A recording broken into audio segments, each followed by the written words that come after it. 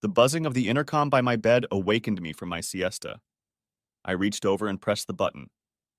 "There's a lady here to see you, sir." From the machine came the disembodied voice of my secretary. "I'm a little busy right now, Colette. Ask Val if she could take her in for me." Valerie is my assistant and usually handles most of my visitors. To be honest, I wasn't busy at all. I'd turned into a recluse and was taking an afternoon nap. Colette knew this, so it was unusual for her to disturb me. "The lady says this is a personal and very important matter, sir. What she needs to discuss, she says she can only discuss with you, sir." "Damn it. Tell her she'll have to make an appointment to, I don't know, next week sometime." "The lady says it's urgent and she's adamant, sir." "Oh, hell, all right. I suppose I'd better meet her, escort her to my office in about 5 minutes." I got out of bed, quickly rinsed my face in the bathroom to recover, and then headed across the penthouse to my private office. The window overlooked the sprawling city below. Damn, I hate this damn place. I hate everything about it. God, I think I hate everyone who lives 17 floors below me too, even though they all work for me. Colette entered the office without knocking. She never knocked now, because I was rarely there. Now I'm just the head of this organization. The only reason I was here in my penthouse was because I had nowhere to go and nothing to do. The very pretty young woman Colette was supposed to escort walked past her into her office with an officious look. But I think the sudden grandeur in which she found herself caught her off guard and knocked the wind out of her sails. One could see that she was unaccustomed and uncomfortable with the surroundings in which she suddenly found herself. "Mr. John Crawford?" she asked before Colette could formally introduce herself. "That's me." "My name is June Parsons. I'm from Slough Social Services." I'm not sure, but I think I should have been startled by her statement. "And how can I help you, Miss or Mrs. June Parsons from Slough Social Services?" "Please call me June. We try not to be too formal." Confusion was now red on her face. I guess I wasn't what she expected, and neither was the setting she found herself in. This woman was used to dealing with people on the other end of the financial spectrum, and it seemed she was completely out of place here with me. "Very well, June. You can call me John. What can I do for you?" "Oh, I beg your pardon." "Okay, Colette. You can leave Miss Parsons with me, thank you." Colette, with a curious expression on her face and a wink of her eyes, turned and left the office, closing the door behind her. Well, my visitor was quite beautiful, and gold diggers in the past had used some pretty interesting ways to get me. "Mr. Crawford." "John." "Excuse me, John. I'm from Social Services in Slough." "You've said that many times before. Now please tell me how I can help you." "There is... Where would you like me to start?" she said, looking around the room. Apparently, the splendor of the place was not at all what she had expected. "Look, I have a case. The case involves two children and a mother who tried to kill herself. It might be best if you read this note. It was found next to the mother." She handed me an envelope with a note, only it was more of a letter than a note. I leaned back in my big swivel chair and opened it. "My dear John." The first line read, and damn it, I knew right away who the letter was from. My memory jumped back 11 years to when my once happy life was suddenly cut short. Hell, as I remember now, I had a hell of a morning. A water main burst on Chiswick High Road, and the whole damn neighborhood came to a standstill as people tried to detour around the blocked road. I was almost an hour and a half late as I tried to sneak into my office unnoticed. For the second time in a week, the drive to work was turning into a bloody nightmare. As I entered my office, June, my secretary, well, she wasn't really my secretary, she was looking after 3 or 4 of our staff, stopped me. "John, where the hell are you? And why didn't you turn on your cell phone?" "Oh shit, I must have forgotten to charge the damn thing last night," I thought, and figured it was becoming a habit of mine lately. I was so damn tired and couldn't think straight when I got home in the evenings. "Tony Jordan's been looking for you since 9 o'clock. He's very preoccupied with something. You better get your ass over there soon." Damn, goddamn assholes. Just what I needed. That pompous ass on his goddamn horse. Ever since his father retired, that little shit and his brother thought they were God's gift to the goddamn industry. Truth is, he had no idea how to negotiate a contract or make clients happy. I wondered who the little bastard had upset now. Oh, John, thank God you showed up. I've been trying to track you down all morning. You know, you really need to do something with your time, Tony Jordan said as I walked into his office. Well, if you hadn't moved that bleeding office from Slough to goddamn Chiswick, I wouldn't have to sit in bleeding traffic every bloody morning and evening, you little Trump asshole, ran through my head. I wondered why the hell I didn't have the nerve to say that to the little shit. But that's what we all think, isn't it? Sorry, Tony, there's a burst water main in the high road. Well, I got here in time. Of course you made it in time, you little shit. You've got an expensive city apartment, paid for by the company, and only a couple blocks away, that you live in during rainy week. With that little brownie, your missus doesn't know about to keep you warm at night. Anyway, something went wrong with Johnson's work. They're late with the delivery again. I need you to fly down there and reason with Johnson's board of directors. You know, fuel the fire. They're threatening again to take their contract elsewhere. If that happens, heads will roll. Not just here, but at the plant. You've sweet-talked Johnson before. I'm sure you can do it again. Why don't you go yourself? I thought. Since you're going there, take another pile of shit with you, your brother Robert. The two of you are going to bring the damn company down. If your old man knew how you two have screwed things up around here, he'd be rolling over in his grave. But we do think about these things, don't we? I'd really like to think of a good reason why I don't say them. But if I did, I'd be on the street, wouldn't I? I'll call Simon Johnson. I'm sure he'll come around. We've been doing business with him for years. No, you'll take the 12 o'clock flight there. Old man Johnson has retired, and his nephew Paul Johnson has taken over as chairman of the company. Neither Robert nor I can go. We both have a very busy calendar this week. A flight at 12 o'clock? Damn, there's no way I can make it in time. I have to get home and pack first. And besides, I have to take Sally to the theater tonight. She's been talking me into taking her for months now. Well, you'll have to take her some other time. Don't worry, the company will reimburse you for the cost of the tickets. The play ends Saturday night. Sally has been driving me crazy for weeks to take her along. But I've been so busy settling things with Carter's contract that I didn't get home until late at night to go. I decided that now that Carter's contract was signed and there would be no problems, my evenings would be free at least for a few weeks. I know that for the last night, all the tickets are sold out. Tonight was the only day we were able to get seats for. If I go to New York, I won't be back until Friday. Sally will be furious. Then she'll have to go with a friend or something, won't she? Sally knows as well as anyone that the company needs the Johnson job. It's nearly half our turnover. Better call her at the factory, get her to go home and pack you a bag. You won't make it home from here and back to the airport in time. Run along, we can't afford for you to miss your flight. Cheeky little shit, thought I as I walked out of his office. I started working for Henry Jordan right out of college. When I came to work for him, it was a very small concern. Jordan and Sons Machine Tools. A few years ago, Henry Jordan took the top spot. Maggie Thatcher said that industry had to stand on its own 2 feet, and banks started demanding overdrafts from companies. Deprived of working capital, British engineering firms began to close down en masse. Henry Jordan was one of those vultures who bought up all the unneeded equipment and machines. He rebuilt them in his own small factory and sold them at a ridiculous profit to companies all over the developing world. Henry Jordan was a typical conservative to the core. My guess is that quite a bit of the profits somehow disappeared into offshore accounts. A good Tory shouldn't pay too much tax, should he? Once there were fewer bankruptcies, Henry Jordan changed the way the company operated. He became an agent for companies who wanted to sell machine tools to Europe. It's very simple. Machine tools were brought into the country in pieces, then assembled and shipped anywhere in the EEC. The company was doing well until 2 brothers were old enough to join the firm. Unfortunately, Henry's 2 sons, who were both at university, tried to run things on a just-in-time basis.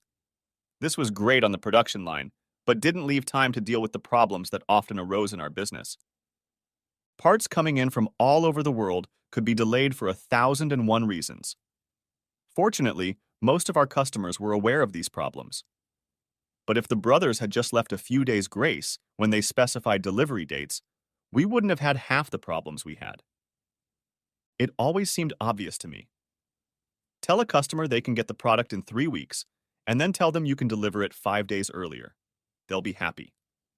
Tell them you can have it in 2 weeks, then deliver it a week later.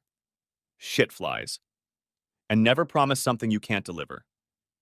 I couldn't understand why Tony was insisting I fly to New York. The brothers had the last contract with Johnson's, and they were the ones who were supposed to clean up the mess. Yeah, but I knew how it would look to the board of directors if things went wrong. I was the person who had to take charge of the case. Back in my office, I called Sally's office at the factory in Slow. Yes, Sally worked for Jordan and Son too. That's exactly what Tony was implying. It's not just my head that's going to spin, it's Sally's too. Sally and I met when she joined the typing pool years ago. A typing pool, so you'll know what time I'm talking about. We seemed to get along pretty well from the beginning. But it wasn't until we went to the company Christmas party that year that we met. You know how it is. Everyone kisses under the mistletoe, and when I kissed Sally, I don't know exactly what happened, but eventually someone asked us if we were going to move as they wanted to take their turn. Sally and I didn't discuss it or anything. From that kiss on, we became each other's friends. I think we both ran around like crazy buying each other Christmas presents, and I joined her and her family for Christmas dinner. I think it caused some confusion, as I'm sure they were expecting some other guy. But no one said anything. We went out together on New Year's Eve and woke up together in my bed on New Year's Day. It was our first time together. Unfortunately, I have to admit that I don't remember much about it. I do remember the night of January 1st. Sally never came home, and 4 months later we were married. The next 10 years were the happiest of my life when I was home. My life at work was great until Henry's twin boys graduated and came to work for the firm. Before they joined the company, I was Henry's number 2, his assistant in all things above and below ground. The arrival of the boys meant a change. Henry wasn't a bad old fuddy-duddy. At first, he didn't put his boys above me in the company hierarchy, but they both seemed to take offense to that. They were nice enough to me, but I knew they didn't like me having a higher position in their company. Henry Jordan took the company to the stock market and made a bloody killing on it. That was the only time he really upset me. I thought he'd point at least a few stocks in my direction, but he didn't. Another thing that didn't happen was that I wasn't made a director. Both brothers got on the board and I didn't. Then Henry had a bloody heart attack. At the hospital, he asked me to look after the boys. Some hope, Henry, I thought. If you'd give me some stock and put me on the board of directors, I could have some influence over them. Of course, I never told him that. It was clear to me that he was leaving. Henry retired immediately and passed away 3 months later. As soon as the lid of his coffin was closed, the boys began to make some changes. None of them seemed successful, but there wasn't much I could do about it. They rented new offices in Chiswick, and most of the receptionists and salesmen moved there. Tony took over the department, while Robert took over the running of the factory completely. In doing so, he inherited Sally as his secretary. She was assistant to the factory manager for a while, but the manager didn't stay long because Robert was always taking care of his business. I can't say I was thrilled that Sally was working for Robert Jordan. I couldn't figure out what the big deal was, but I never liked the way one of the brothers looked at her. Come on, maybe it was jealousy, or maybe I just didn't like either of the brothers. But I felt something. Sally was 5 years older than both boys, but she was a fine woman, even if I thought so myself. It turned out that Sally got along very well with Robert. Too well even for my taste. No, I didn't think anything untoward was going on. But since I really didn't like the boys, I sometimes made remarks about them. Sally would stand up for them, and there it was, a recipe for trouble. Truth be told, when the company got busier and I was running all over the damn place to please clients and get new contracts, I think Robert started seeing Sally more often than I did. So she saw his side of any problem long before it came down on me. Okay, back to the Johnson contract and my urgent flight to the US. I called Sally to give her the good news. I think they must have heard her reaction on the Chelsea soccer field. I know she stunned me. But you're taking me to the play tonight. You promised. Why the hell did you volunteer to go to New York? That was another problem I had. Whenever I was asked to go somewhere, Sally somehow got it into her head that it was my own decision. I could never understand why she thought I was volunteering to go on these damn trips. But it was obvious from our conversations on the subject that she was sure I was doing it. I didn't volunteer, Sally. Tony just ordered me to go. Of course, you know what the problem is with the Johnson contract supplies. Didn't Robert tell you?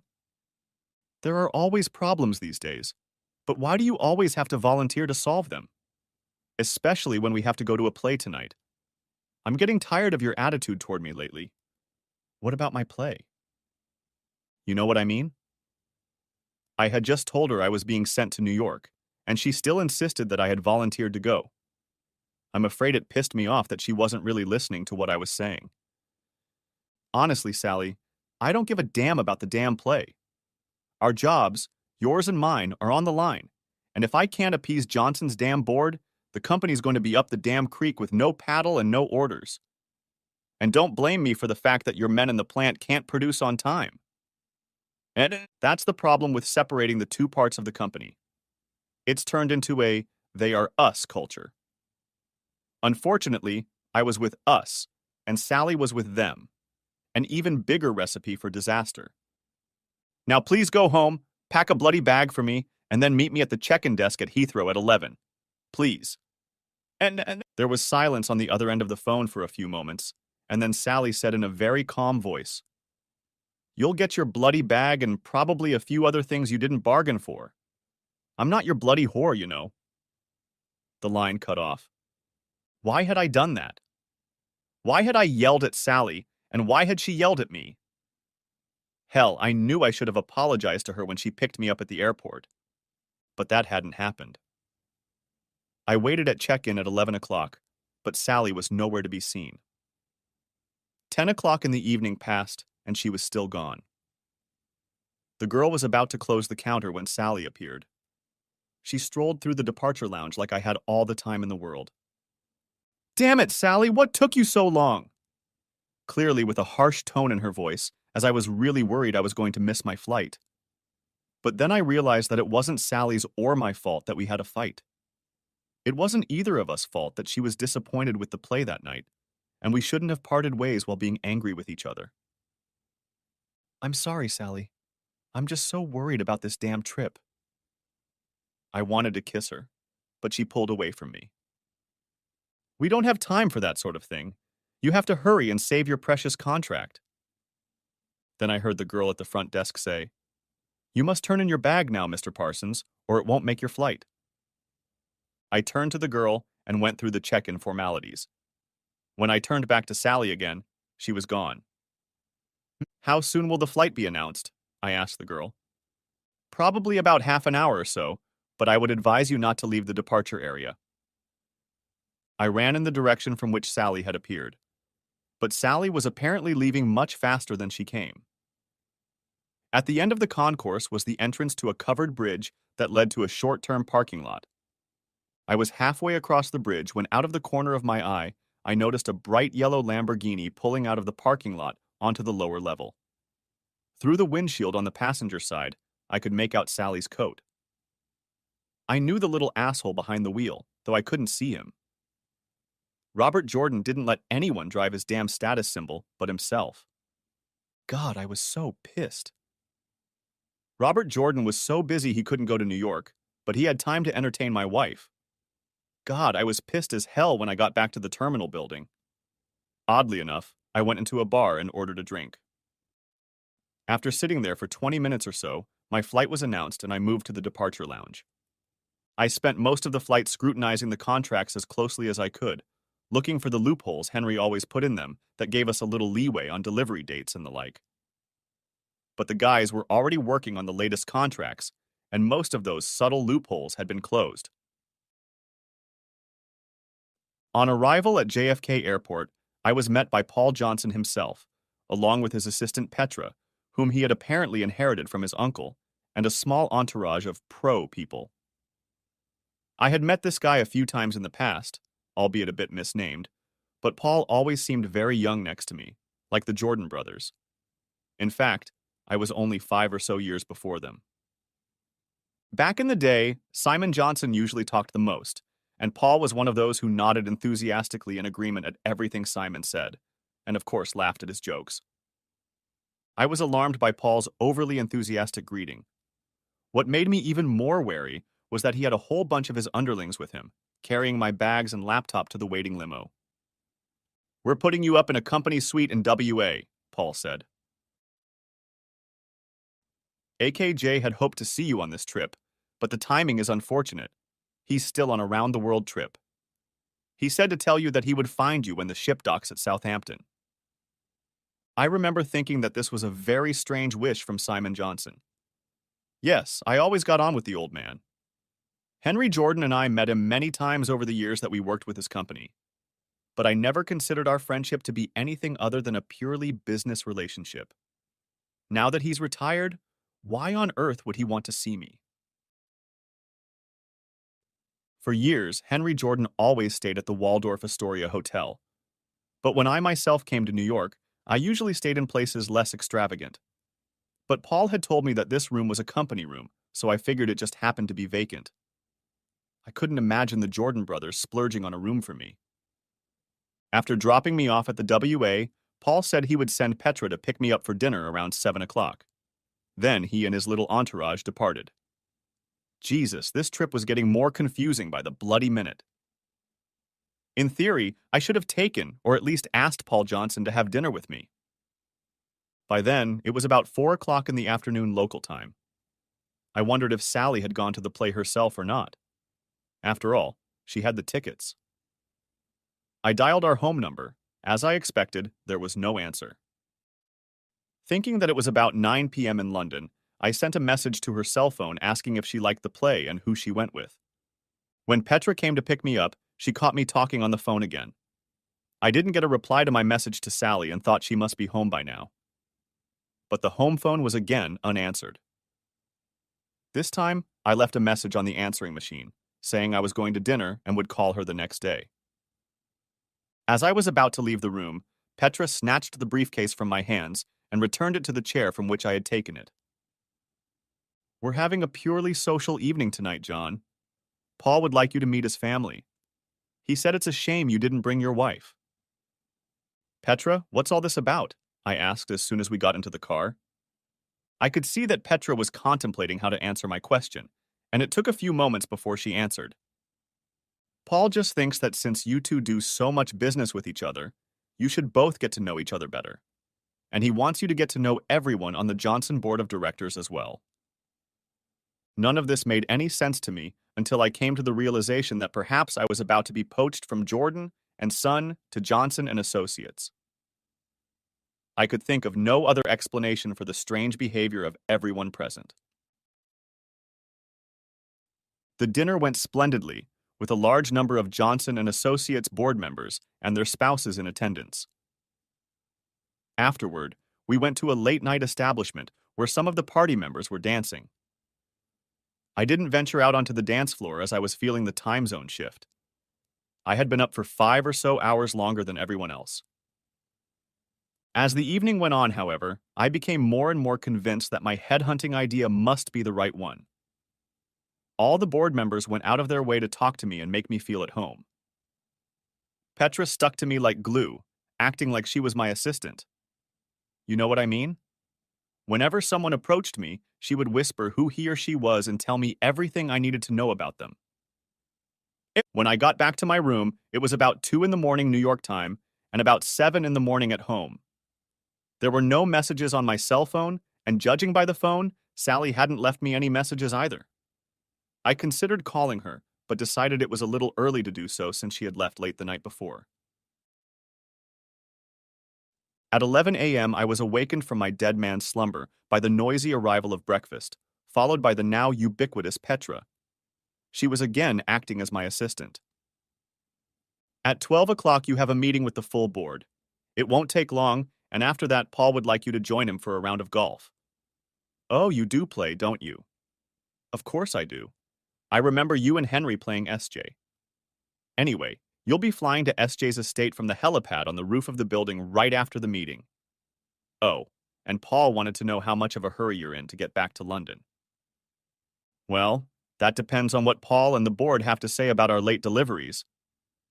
Oh, I think they'll be pleased no matter what you say. After all, you are…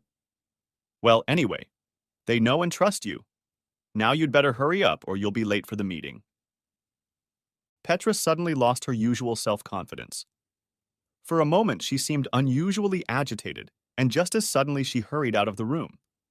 Or at least to get rid of my presence for a while. To be honest, I didn't follow what Petra was saying too closely, for I was anxious to call Sally. I called her office at the factory, but the switchboard intercepted my call. The girl explained that Sally was out of the office that day. Fortunately, as it turned out, the receptionist was a temp and didn't recognize my voice. The stupid bitch didn't even ask who I was. When I asked if she knew why Sally was out of the office, she said she didn't know. I don't know why, maybe it was a sixth sense. But something made me ask her to put me through to Robert Jordan. She told me that he wasn't in the office that day either. Completely annoyed, I called his home number, but again there was no answer. So I called Sally's cell phone and found it turned off. Robert's cell phone was also turned off. Completely exhausted, I called Tony Jordan at the Chiswick office.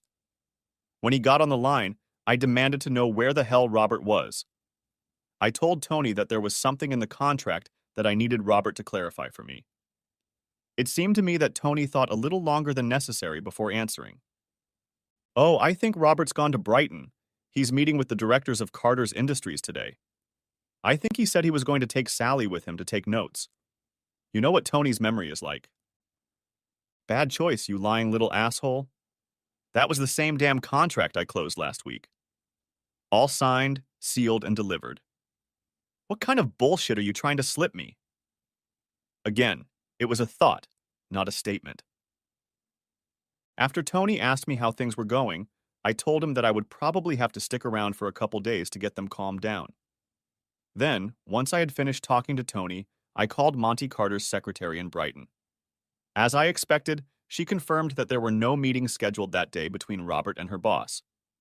Moreover, she couldn't recall them ever meeting at all. Petra reappeared and urged me to shower and dress for the conference as soon as possible. I shoved the remains of my breakfast down my throat and rushed to the shower. We were a little late, but no one seemed to notice. An incredible round of introductions began, followed by a tour of the offices. We didn't get to the conference room until almost 1 p.m. I have to say that my negotiations really were a complete farce. Everyone was agreeing with everything I was saying, and they seemed more concerned with whether I was upset about anything. I realized that everyone agreed with me that the Jordan brothers were a couple of jerks and a waste of space. But it wasn't really put into words.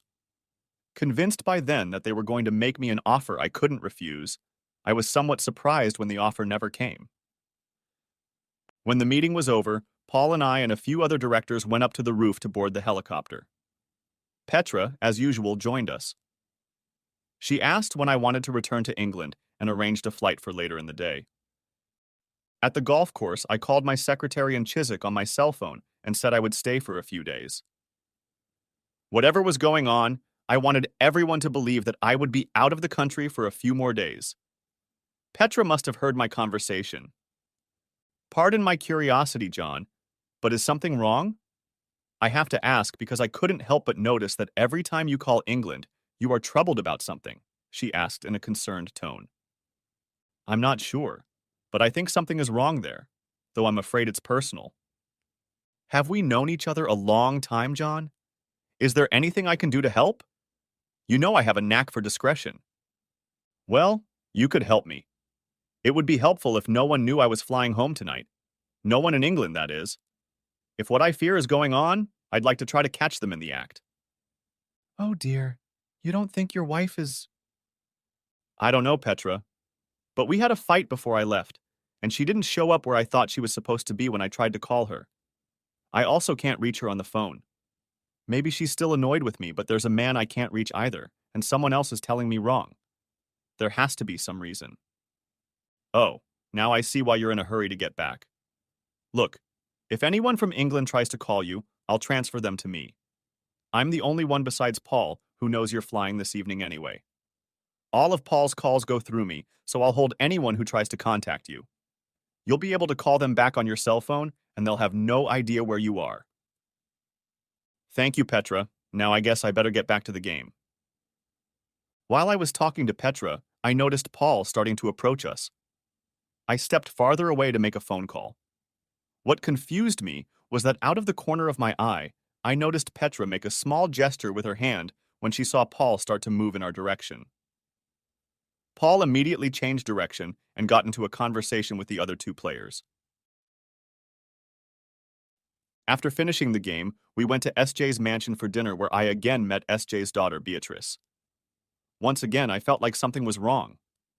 I had known B for years, but that day she looked awkward around me. I couldn't figure out what was wrong, but I had a feeling that these people knew something that I didn't. I began to wonder if I had made a mistake in telling Petra about my suspicions. At the end of the day, we returned to the company headquarters by helicopter. Petra then escorted me to the airport. She arranged for someone to pick up my gear from WA. The flight back to Heathrow went without incident until I landed. A steward met me in the arrivals hall, told me there was an urgent phone call for me, and led me to the service phone.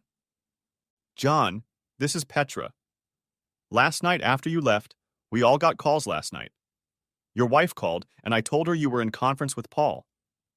Then both Johns called, but separately, and I told them the same thing. Then your wife called again and asked if I knew when you were coming home. I told her I had booked you on a Saturday evening flight. Would that be all right with you? Thank you, Petra, that will be fine. I'll call them from my cell phone later and tell them the same story. Thanks for your help. Stay in touch, John. I'll let you know if any of them call here again. So, my loving wife reappeared and showed signs of concern about where I was. I wondered why she was suddenly so concerned about me. I booked a room at the Novotel Hotel near the airport and discovered that Hertz had already delivered the car I had booked in New York. I, or rather the company, had a Hertz account, so it was the easiest choice, but the car was privately ordered for me. Reluctantly, I drove past my house. Sally's car was parked in the driveway, and the house was plunged into darkness. This was to be expected, for it was a little after 4 in the morning. From the phone booth at the corner of our driveway, I called the house phone. There was no answer, and the answering machine picked up. I rang 4 times in succession, and when she didn't answer any of them, I decided it was safe to assume that Sally was out of the house. Leaving the car in place, I walked up to the house and quietly entered. A quick inspection of the house showed it to be deserted. What to do now? I asked myself. The best idea I could think of was to sit down and wait for Sally to return. I made myself some coffee and settled down in the living room. I was counting on the coffee to keep me awake, but it didn't. I was awakened by the noisy exhaust of the Lamborghini, which sounded just before 8 o'clock. Through the window, I watched Sally and Robert get out of the yellow car and approach the house. Come on in, Bobby. I don't need much time to shower and change. Go to the kitchen and make some coffee. I need something to clear my head. Surprisingly, none of them noticed me sitting in the living room, even though the door was wide open. I guess some people don't see what they don't expect to see. Sally ran up the stairs and Robert went into the kitchen. I could hear him going through all the cupboards. Then he came out and, running up the stairs, turned to Sally. Where do you keep the coffee percolator, Sal? On the side, she answered him. Well, I can't find it, he retorted, walking up to her. I heard Sally coming down the stairs. Oh, you men are useless if you don't have a good woman around to look after you, she said as she entered the kitchen. Funny, he's supposed to be at the side. I don't think I left it in lieu. Oh my God. What are you doing here? Sally, unable to find the coffee percolator in the kitchen, came into the living room looking for it and finally spotted me. She was standing there in a tight bra and thong, neither of which, I might add, I'd never seen before. Oh, I was just sitting here waiting for my faithful wife to return. Now I think I'm going to sink my teeth into that nasty little asshole's throat, I said, getting up from my chair. Both Robert and Sally seemed glued to the seat in shock for a moment, for they were both sure that I was still in the United States. Then Robert came to his senses and tried to escape. Unfortunately for him, our front door had a rather unusual and complicated night latch. The damn lever on it turned the wrong way. The more he pulled and tugged on it, the more panic gripped him. I pinned him against the door and literally beat the shit out of him. I don't think the little jerk even knew how to defend himself. Sally was yelling at me that all is not what it seems and trying to pull me away from Robert. I don't think I knocked him half as much as I would have liked. I think some would have taken the opportunity to beat the shit out of him, but I couldn't bring myself to do it. Turning the latch in the right direction, I opened the door and pushed him outside. Then, without hesitation, I grabbed Sally and pushed her outside as well. Slamming the door shut, I went back into the living room, but this time headed for the liquor cabinet. Sally knocked on the door, and a little while later rang the doorbell. Sally called through the mailbox, once again stating that all was not as it seemed and begging me to let her back in. I was determined that I wasn't going to get into an altercation with her and ignored her. By then, some of the neighbors were already interested in our little cabaret. I could see them watching from their front doors and gardens. Sally must have thought I was back in the living room, for she changed her aim and started banging on one of the living room windows, still yelling for me to let her in. Unfortunately for her, she apparently hit the window too hard. Just as the police arrived, the window glass shattered and Sally cut her hand badly on the shards. It seemed like only a few moments passed before the paramedics and ambulance arrived. I guess the police called them, and I didn't. Then a policeman knocked on the door. I watched him talk to Sally and Robert before he did. "Good morning, sir. Would you like to tell me your side of this little debauch?" he asked. "I caught my wife with her ass. Do I need to say anything else?" "Not really, sir, but the man says you hit him." "Hit him? Wouldn't you have hit him? He was in my house." You didn't hit your wife?" "Hell no, I didn't. I just helped her out the door so she could be with her boyfriend. I thought I was being quite magnanimous." The other officer, who was still talking to Sally and Robert, walked over and shook his head in the first officer's direction. "He doesn't want to take her anywhere, and the lady says there was no violence toward her." He then turned to me. "Your wife has a nasty wound on her arm, sir. The medic says she'll need some stitches, so she'll be taken to the trauma center. But she'll need some clothes. Will you take her there?" "No way in hell I'm taking her. That's her blood problem, not mine. Let her asshole friend buy her new clothes. He's got plenty of money." My attention was caught by the rumble of the Lamborghini pulling away following the ambulance. "Oh, looks like she decided to go without. Now, if you'll excuse me, officers, I need to call the window department and my lawyer." The cops left, muttering something about hoping they wouldn't be called later in the day. I called the window men, and a few minutes later, a man came in to replace the broken glass. He tried to make small talk while he worked, but soon realized I wasn't in the mood for conversation. My attorney transferred me to a colleague of his who handled divorces at their firm. She told me she would set things in motion, but couldn't do much until we figured out who was going to advocate on Sally's behalf. It all depended on how Sally wanted to play it out. I noticed that the police drove by several times during the morning while I was putting all of Sally's clothes that I had placed in the garbage cans in the garage. There must have been some sort of collusion between the police and Sally. They must have informed Sally that I had put her stuff in the garage. Because around 4 o'clock in the afternoon, another police car pulled up to the house, this time with only one officer in it. He didn't bother to get out. A little later, a Ford Transit van, driven by one of the guys from the plant, came down the driveway and backed into my driveway. Using the remote control, I opened the garage shutters. It was clear to me what they had come for. Sally, whose arm was now in a sling, came out of the passenger door along with one of the girls from the office. While the guy and girl were loading Sally's stuff into the van, I heard Sally trying to open the service door between the garage and the kitchen. Finding it locked, she walked over and rang the front doorbell. "John?" John, I need to talk to you. You've got it all wrong. Nothing happened between me and Robert. John, can you hear me? I know you're in there. Talk to me, John, please. Let's talk about this, please. You're making a terrible mistake, Sally called through the mailbox. I opened the door, but before she could say anything, I shoved her purse in her hands and slammed it shut again. I had already taken the credit cards and house keys out of it. I watched Sally walk over and talk to the policeman who had gotten out of his car. He kept shrugging his shoulders and shaking his head. After a while, with a resigned expression on his face, he pointed to a spot on the ground where I assume he told Sally and her friends to wait. Then he walked over and knocked on the door. Your wife wants to speak to you, sir. And you know you can't keep her out of the matrimonial home, he said when I opened. You can tell her we have nothing to discuss. The house is already up for sale because she has decided that it is no longer our marital home. If it was, she would have been in it last night when I got home instead of having fun with her boyfriend elsewhere, wouldn't she? Tell her to have her lawyer contact mine, will you? She knows who mine are. The officer returned to the house where he had a brief but very animated conversation with Sally and her friends. Sally then apparently fell into the arms of her two friends who helped her back into the van. Then they drove off. The policeman stood shaking his head as he watched the garage door slowly close.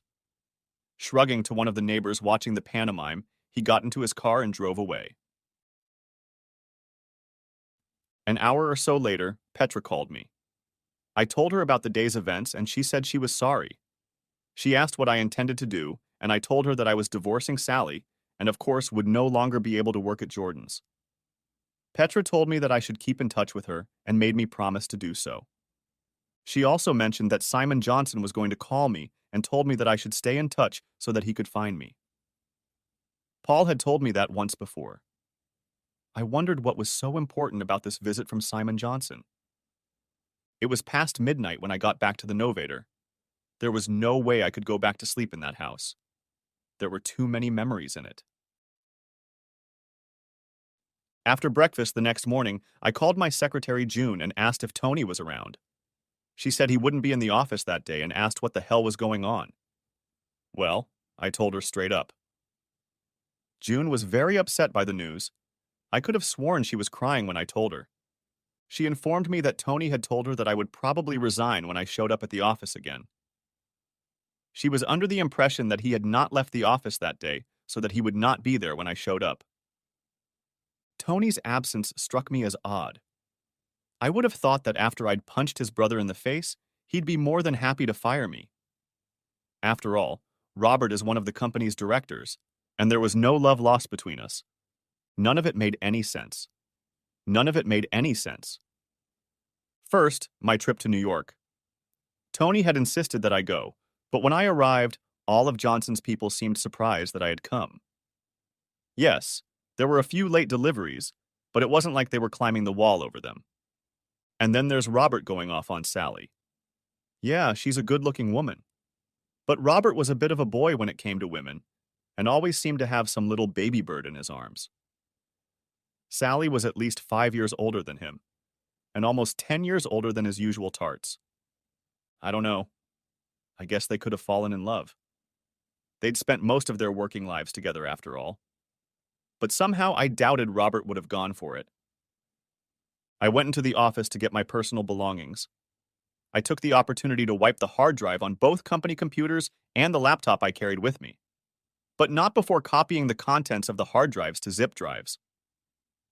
I took my resignation letter, which June had prepared for me, to the HR person. While I stood and waited, he directed that my final paycheck and bonuses be immediately deposited into my bank account. The accounting department was somewhat reluctant at first, but only until they realized exactly who was retiring. I think almost all the employees either helped me carry my stuff to my rental car or came out to wave goodbye to me. I left the company car in the garage, securely locked up inside the house. I wanted to make sure I got everything I was owed before I let them return the car. That was the end of it. I lived in the Novator for a week or so before I found a condo I liked. The house sold very quickly. It was in a good neighborhood, and I priced it for a quick sale. Working? Well, I decided to take a few months off and consider my next steps. To be honest, I was still waiting for Johnson's to make me an offer, and I didn't want to commit myself too quickly elsewhere. Sally? I'd seen her a couple times. Both times we had heated arguments. Correction. On both occasions I called her a little whore, and she responded in kind. Civil conversations between us seemed impossible. I was surprised she didn't move in with Robert right away. She didn't move in with him until a few months after I kicked her out of the house. Whose apartment she was living in during that time, I don't know. But the guy I hired to look after her said she moved in with Robert right after our first major fight with the lawyers.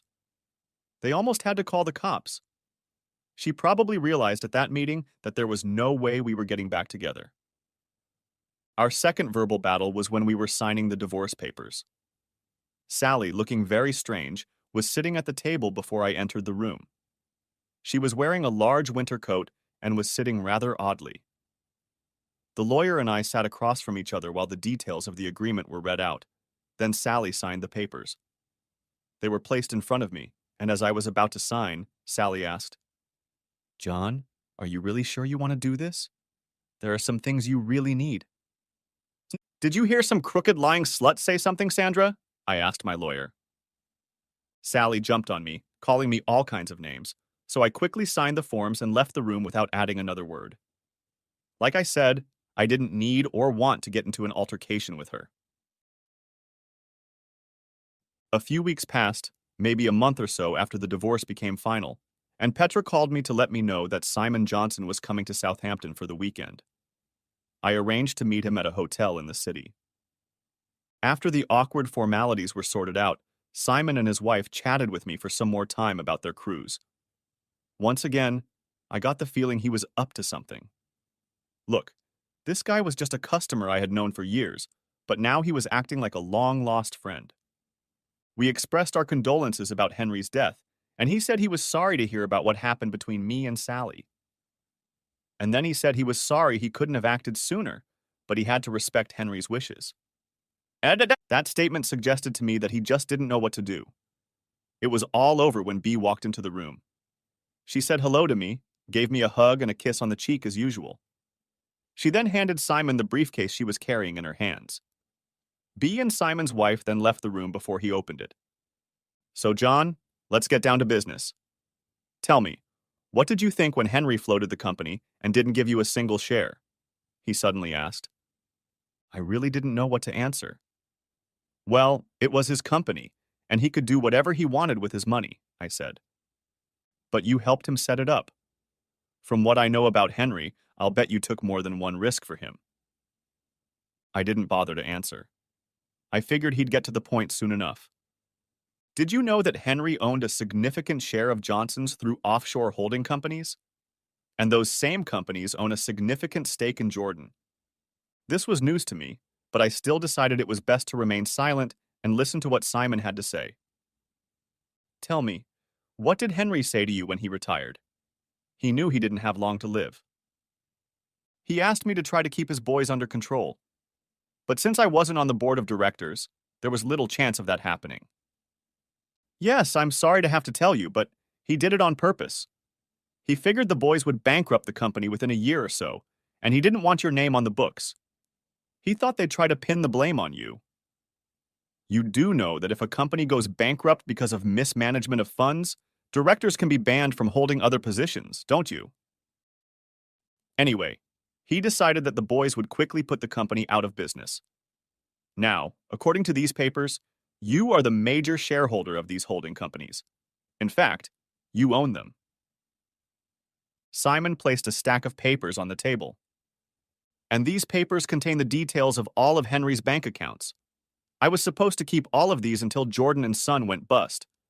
But after what your brother did to you, I think you'd better get them now. You know that under the terms of your father's will, the brothers couldn't fire you, don't you?" "Ah, I see they didn't. I guess those bastards set you and Sally up to resign." He leaned back in his chair and looked at me. "You know, John, you're a very rich man now, even though all your money is in offshore accounts, so you need to figure out how to get it back into the country legally. I can show you some tricks. I have some very resourceful accountants." My head was spinning. He had just told me that Robert Jordan had seduced Sally and ruined my life for no other reason than to kick me out of the firm. But why? You seem angry, John, and I don't blame you. Look, Henry was never sure if the boys were really his. Martha had a habit of having affairs while Henry wasn't working. He had DNA testing done a few years ago and, for a while, generally believed he was their father, even though they weren't really his sons. But he came to the conclusion that they knew he wasn't their real father. And he learned that they had said some very unpleasant things about him behind his back. Henry always said you were more than a son to him, so he figured you would have all his money. He figured the boys would break up the firm. I think he wanted them to go bankrupt and be penniless, as I suppose you did. But what about the Jordan employees? They'll all lose their jobs. Not if some big American company takes over. Now, do you understand Henry's little game, John? Johnson's will cancel its contracts with Jordan's within the next week or so. And the next day, one or two offshore shareholders will dump a bunch of Jordan's stock on the London stock market. That should kill the share price. A hint will be made to the right bank directors, and they will take out loans to the company. Then a consortium will step in and buy back what's left of the company from the banks. I'll let you guess who will be at the head of that consortium and become the major shareholder, but no one will know about it. You will, of course, renegotiate your contracts with Johnson's. Perhaps in time, you will invite me to join your board of directors. Then, as a result of the merger of Johnson's and Jordan's, you will also join Johnson's board of directors. What do you think of all this, John? I don't understand. Why didn't Henry leave the company to me from the beginning? And you would have fought their probate claims for the next 20 years. For the last few years, you've been with Henry almost every day of his working life. You know, Henry was always a bit eccentric. He was sure that the family would claim your undue influence over him. They were sure he had money stashed away somewhere overseas. They've spent a lot of money over the past few years tracking it down. That's why Henry put it all in my care. Anyone who checks where your money came from will find that it came from me. And since I'm no longer associated with Johnson and Associates, they can't accuse us of insider trading. And of course, I've been on that damn ship for the last 6 months. Next chapter. So that's it. I am now chairman of the board of Simon Johnson Associates. I leave Paul to run the American branch and keep an eye on what's going on in Europe. Both the Jordan brothers went bankrupt and are banned from being directors of any company for 10 years. They have tried to get things going a couple of times, but I have been keeping a close eye on them. Surprisingly, in my opinion, Robert married Sally. I'm not sure, but I think he thought Sally would get her hands on some of the money that I'm sure he suspected would flow to me. But since they officially came into my possession after Sally and I divorced, he didn't stand a chance. And as soon as they were married, I filed a petition with the court to stop paying alimony. They never got anything from me after that. The marriage didn't last more than a year. I'll be honest, I felt sorry for the twins that Sally had with him. They must have gathered at the office for fun after I kicked her out, since the guy I watched Sally from said they rarely met in the evenings. I doubted the bastard even paid her child support after he dumped her. You know, things like that don't get out of my head, and I wondered how many years Robert had entertained Sally at his desk. But she must have gotten pregnant pretty soon after we broke up. I'd seen her pushing a baby carriage on the Slough High Road just a year after I'd kicked her out. The last I heard of Robert was that he lived somewhere in southern Spain, with the drug squad on his case. Southern Spain, Morocco, not far for a speedboat. I guess that's how Robert's mind worked. Well, anyway, that's why I got the police on the trail. As for Tony, apparently he drives buses around London. Not the nicest place to drive a bus. His wife divorced him after she got information about his little flatmate. Who supplied her with that information is impossible to guess. And of course, Tony has his mother Martha living with him. Do I feel any guilt about Martha losing her income from Jordan and Son? Actually, the question should be, did Martha feel any guilt for running after Henry? You reap what you sow, you reap what you reap. Sally, last I heard, was living in a council apartment in Slough. Living off the public purse, I suppose. I don't know, maybe she's moonlighting on the side. Sorry, that was inappropriate, but That's how I feel. Things went pretty quickly once we got started. Paul and I worked well together. We were both trained by experts. Henry Jordan trained me, and Simon Johnson trained Paul. Over the next few years, we absorbed other companies wholesale. The merger of the two companies turned us into a large multinational corporation. Paul and I now stepped back a bit and left it to the minions to do most of the worrying. Simon Johnson and his wife have settled in England. He has a beautiful estate next to mine. His daughter, Bee, and I are sort of spending time together. No, we're not getting married and we don't plan to. We've both been down that road once before. Bee is on the board of directors along with Paul, myself, and of course Petra. We all get along very well. Don't we, Petra? What did you expect? Paul's wife died in a traffic accident a few years ago. After much persuasion, he married Petra. Paul claims she only married him because she was tired of waiting for me to propose. You may ask why I live in this penthouse alone. Well, there's something missing in my life, and there has been since, when. I'm kind of living day to day. If an opportunity comes up to make a fortune in the market, I'll take it. But there's gotta be more to life than making money. Next chapter. So the social worker hands me a letter from Sally. I read it quickly and then hit the intercom button on my desk. Colette, see if Beatrice is in the building and ask her to get here as soon as possible. Yes, sir. I think she's in her office. I've seen her before and haven't seen her come out again. A few minutes later, Bee was at my door. When she entered the room, I silently held out the letter to her. Upon reading it, Bee took several deep breaths, which told me that its contents had infuriated her. Evil, vindictive little bitch. Did you have any thoughts at all?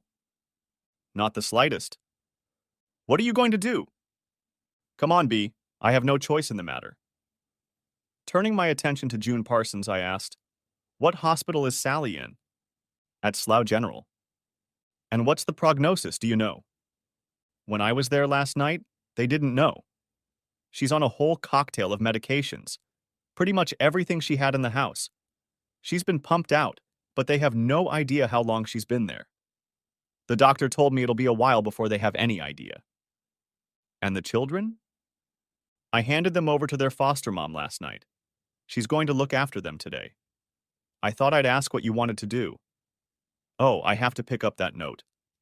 If she doesn't make it, the coroner will want to see her. No problem. Make a copy for me, Bee, and give the original to Miss Parsons. Colette, put me through to the general manager of Slough Hospital as soon as possible. Intercom again. Soon the phone rang. Hello, yes, okay. So you know who I am. I have a question for you. How much did your hospital overspend this year? So, here's the deal. You have a patient named Sally. Sorry, June. What's Sally's name? The same as your name, Crawford, June Parson replied. This was unexpected. That's right. You have a patient named Sally Crawford, a case of overdose. If she survives, your hospital will receive a check from me for £1 million. If she dies, you get nothing. Do you understand? Good. I want no corners, no expenses. Goodbye. Of course they're doing the best they can anyway, Bee commented. I don't trust those damn bureaucrats running our hospitals these days. Too often you hear about them trying to cut corners. Sometimes I just wonder. Anyway, £1 million won't hurt them, and I'm sure everything possible will be done for Sally. Right. Now let's go and get my children. I suppose that's what you came here for, June. Mrs. Crawford states in her letter that they are your children. I see nothing wrong in turning them over to you, at least for the time being. But you realize that until the judge says otherwise, they are my responsibility. You need not worry. They will be in good hands, and you can count on me to keep you informed of what happens to them. With your permission, we'll take them to my house near Swindon. There will be plenty to keep them occupied until we know how things are going with Sally. In an hour or so, we can get on the freeway to visit her in the hospital. I'm glad you think so, Mr. Crawford. Come on, we started this conversation with John and June. I'm sure the kids will be more relaxed if we keep it up.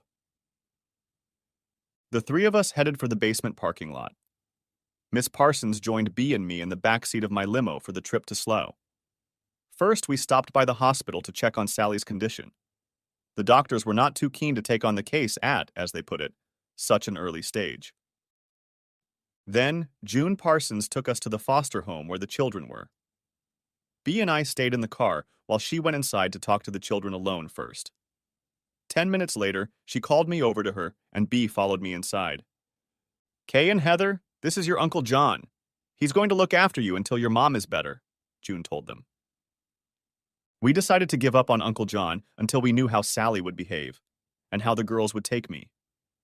Hi, girls. This is my friend Beatrice. You can call her Aunt B. The two 10-year-old girls looked at me and B with some suspicion. Until your mom gets better, you'll be staying with Uncle John at his house in the village. I think you'll like it there. He has horses for you to ride, and the house has its own swimming pool, B added. Where's our mom? Can we see her? Asked Kay. Is she going to die? Added Heather. Well, the doctors are doing everything they can to make sure that doesn't happen, I replied. The girls still looked incredulous.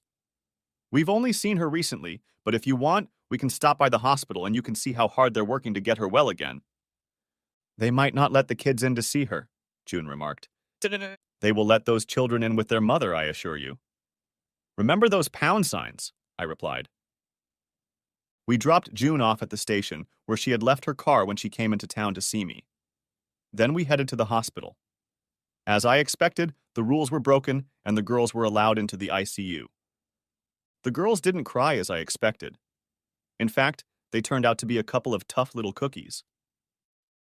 Oh, and B noted a distinct family resemblance to herself.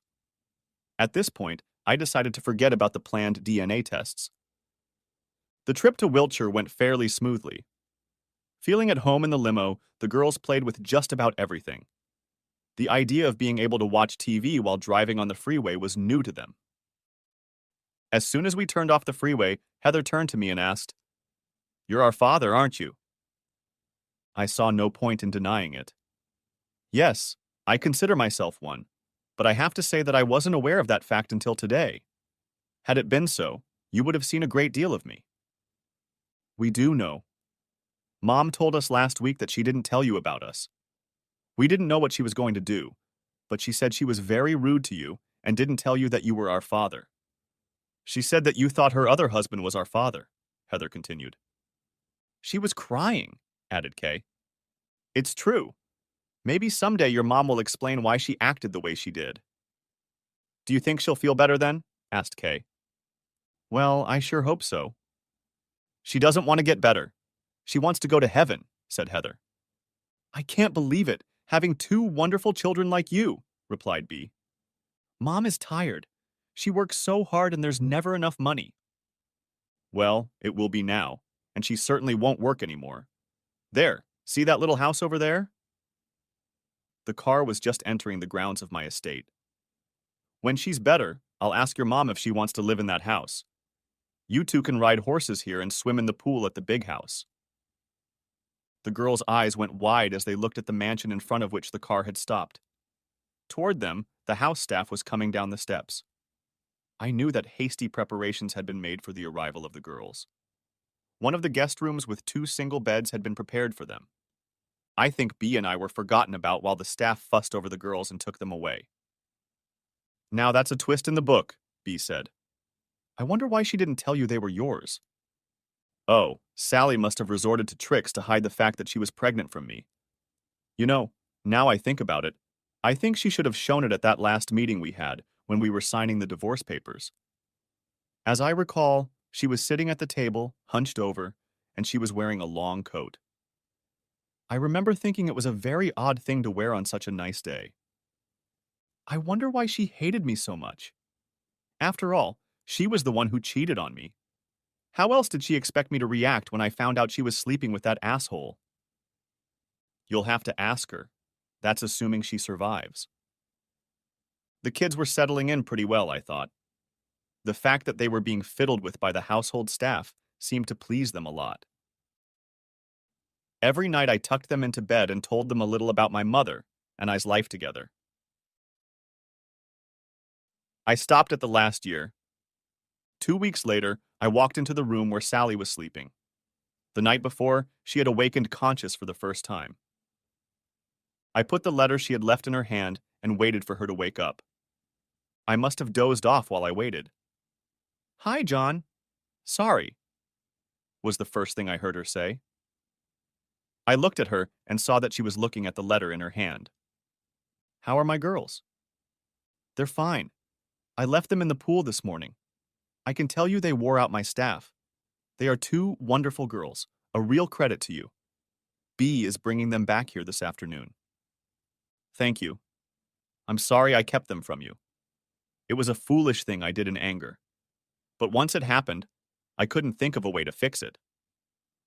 "Well, I couldn't think of a worse way than the one you chose." "I'm sorry, but I was desperate. You know I owe thousands of pounds that I simply can't pay back. Robert left me in so much debt. He made me sign for everything. I think that's why he married me, because being bankrupt, he couldn't get a loan." "You have no debts now, Sally. I've paid them all off. And those sharks you borrowed from are out of business for good now." "Oh, you found out about them." "It wasn't hard to do. They showed up at your apartment demanding money while one of my employees was packing up the girls' belongings. He told them to come back later, and I think they were a little surprised when they did. Rest assured, they will never bother you again." "Why are you being so nice to me? The last time you saw me, you—" "That was a long time ago, Sally, and I was still in pain then. Now it's just an unpleasant memory. It hurt me very much when I read your letter. I will have to forgive you for a long time for keeping my girls from me." "I'm so sorry. That's all I can say." "Well, as far as the girls know, we are friends now. Tomorrow, if you agree, you will be moved to my house. I have a couple of nurses who will take care of you. When you are fully recovered, you and the girls can live in one of the houses on the estate. That way, I'll be able to see them often." "You won't take the children away from me?" "No, I'm not going to take their mother away from my girls. They love you, perhaps even more than I once did. But I will make sure you never take them from me again." "I'm sorry," I all but repeat. "But I'm really sorry for all the stupid things I've done." "There's one question I want to ask you, Sally. Why did you go with that bloodthirsty creep in the first place?" "Don't you think that's a question I've asked myself 1,000 times in the last 10 years? I'm not sure I have an answer. He's been working me over very carefully for a long time." "Oh, I know why he decided to do it. He told me when he realized the girls weren't his. It didn't take him long. They look so much like you. He said they couldn't fire you, something to do with their father's will. They were sure you had some of their father's money. They thought that when you didn't have a job, you'd use some of that money to, I don't know, start your own business, I guess. You were constantly being followed by private investigators. They were furious when you went to Southampton and met Simon Johnson. And a week later, 4 of the company's biggest contracts were canceled, Johnson included. But you knew this was going to happen, didn't you? I think the bank foreclosure took them by surprise. There's no way they expected this. Ta-da! The next thing that happened was the police showed up at the house. Did you know that Robert had pretty much blamed everything on the company? We had nothing. No house, no car, no anything. Robert and Tony were arrested for misuse of company funds. But I suspect you were behind it all." "No, Sally. The forces of the law moved in their own ways without my help. But Robert and Tony were paid ridiculous salaries. What were they doing with all their money?" "I don't know exactly. They both liked to gamble on the stock market, and Robert threw money around like water in the clubs. He didn't mind a little gambling, too. I think they'd already spent it all when they came up with the idea of taking you out of the firm. They planned for you to discover where all the money they were sure Henry had stashed away lay." "You never explained why you went along with that asshole." "Well, I was mad at you. You know Robert was very clever. He tricked me. Every time you left, he made little remarks. He would let me overhear conversations that led me to believe you had girlfriends everywhere. It's hard to explain, but I heard him discussing with Tony your spending on nightclubs and such. Oh, I'm sure they were legitimate expenses, but they were little digressions he was saying to Tony on the phone. I wasn't supposed to hear them, but of course he made sure I heard them. You know guy talk. He'd say things like, "You've got a new girlfriend in New York or Rome, and you've spent a lot of money to entertain her." They convinced me that when it comes to traveling, you want to go and meet your girlfriends, he said. But if you thought I was running after you, why didn't you challenge me? Because I couldn't bring myself to believe it. If I had challenged you and you said it was true, what would I have done then? I wasn't as strong as you. I don't think I would have been able to walk away and divorce you. I would have lived in misery. But time went on, and I began to waver in that faith. And then this play came along. You knew I wanted you to take me to it. Robert was sitting there when you called and said you were going to New York. He heard us talking and I was crying, so he comforted me. Then he drove me home so I could get your bag and then to the airport. We didn't go back to work. Robert said I was too upset. We went down to the river in Sunnydale and sat there talking all afternoon. Afterward, he took me out to dinner and to an evening play. I must have had too much to drink. I know that's no excuse, but I went to bed with him that night. I'm sure I wouldn't have done it if I hadn't had so much to drink. But that's easy to say now, isn't it? I was feeling pretty bad, and that day Robert helped me feel on top of things. After all, my so-called loving husband had just flown out to meet his girlfriend. That's what I thought. I still thought so until Robert left me. He told me all about how they had set it up.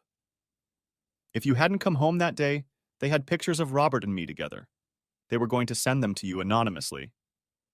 I knew sleeping with Robert was wrong, and if it's any consolation, he wasn't very good in bed. Too selfish. I don't want to know that, Sally. I'm sorry, but he was useless at pretty much everything except hitting me. Toward the end, he got pretty good at it. When you came back and caught Robert and me together, I got angry. I don't know exactly why, but I felt like you set me up. That damn girl told me you weren't coming home until Sunday.